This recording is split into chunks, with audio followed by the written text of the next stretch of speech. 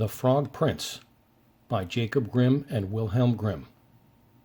In the olden time, when wishing was having, there lived a king whose daughters were all beautiful. But the youngest was so exceedingly beautiful that the sun himself, although he saw her very, very often, was delighted every time she came out into the sunshine. Near the castle of this king was a large and gloomy forest, where in the midst stood an old lime tree, beneath whose branches splashed a little fountain. So whenever it was very hot, the king's youngest daughter ran off into this wood and sat down by the side of the fountain, and, when she felt dull, would often divert herself by throwing a golden ball up into the air and catching it again, and this was her favorite amusement. Now one day it happened that this golden ball, when the king's daughter threw it into the air, did not fall down into her hand, but onto the grass, and then it rolled right into the fountain.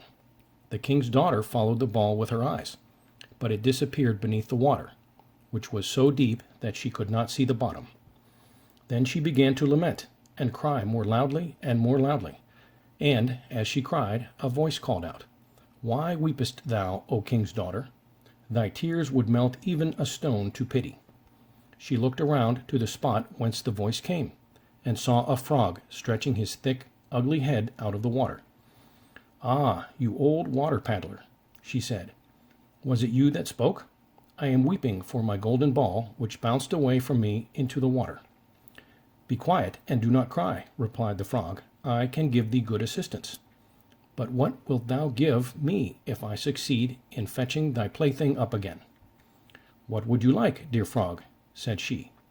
"My dresses, my pearls and jewels, or the golden crown which I wear?" The frog replied, "Dresses or jewels or golden crowns are not for me. But if thou wilt love me, and let me be thy companion and playmate, and sit at thy table, and eat from thy little golden plate, and drink out of thy cup, and sleep in thy little bed, if thou wilt promise me all these things, then I will dive down and fetch up thy golden ball."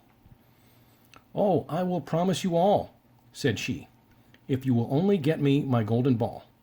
But she thought to herself, "What is the silly frog chattering about? Let him stay in the water with his equals. He cannot enter into society."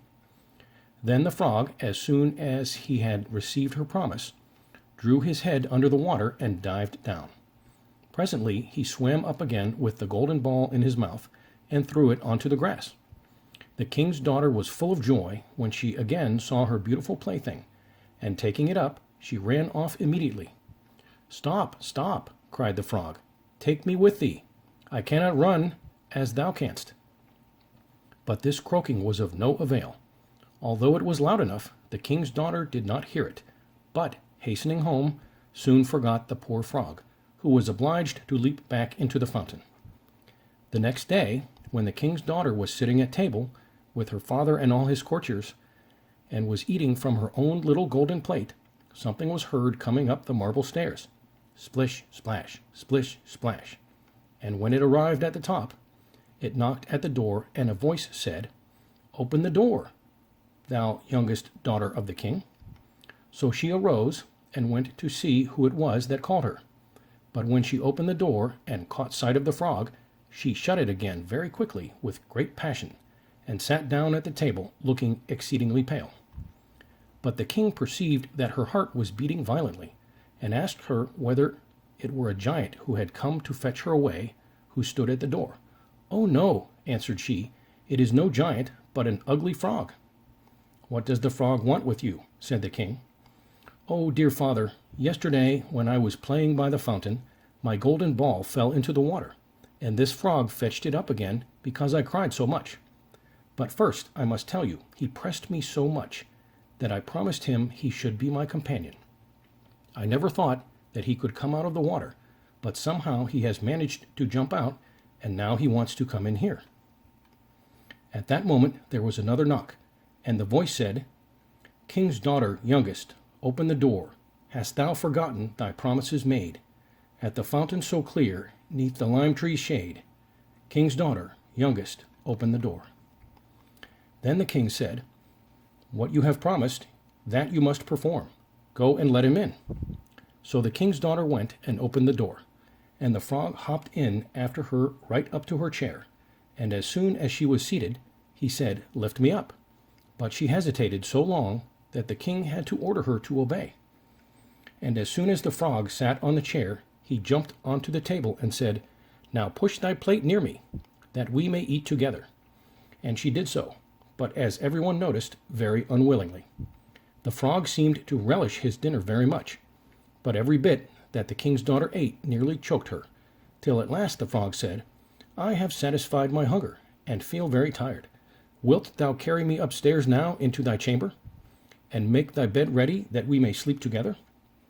At this speech the king's daughter began to cry, for she was afraid of the cold frog, and dared not touch him. And besides, he actually wanted to sleep in her own beautiful clean bed.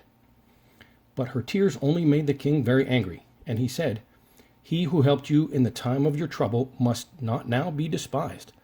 So she took the frog up with 2 fingers and put him into a corner of her chamber. But as she lay in her bed, he crept up to it and said, "I am so very tired that I shall sleep well. Do take me up, or I will tell thy father." This speech put the king's daughter into a terrible passion, and catching the frog up, she threw him with all her strength against the wall, saying, "Now will you be quiet, you ugly frog?" But as he fell, he was changed from a frog into a handsome prince with beautiful eyes, who after a little while became her dear companion and betrothed. One morning, Henry, trusted servant of the prince, came for them with a carriage. When his master was changed into a frog, trusting Henry had grieved so much that he had bound 3 iron bands around his heart, for fear it should break with grief and sorrow. The faithful Henry, who was also the trusty Henry, helped in the bride and bridegroom, and placing himself in the seat behind, full of joy at his master's release. They had not proceeded far when the prince heard a crack, as if something had broken behind the carriage.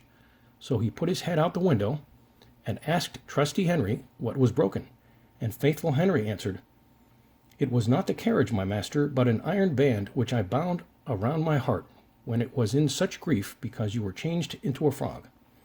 Twice afterwards on the journey there was the same noise, and each time the prince thought that it was some part of the carriage that had given way.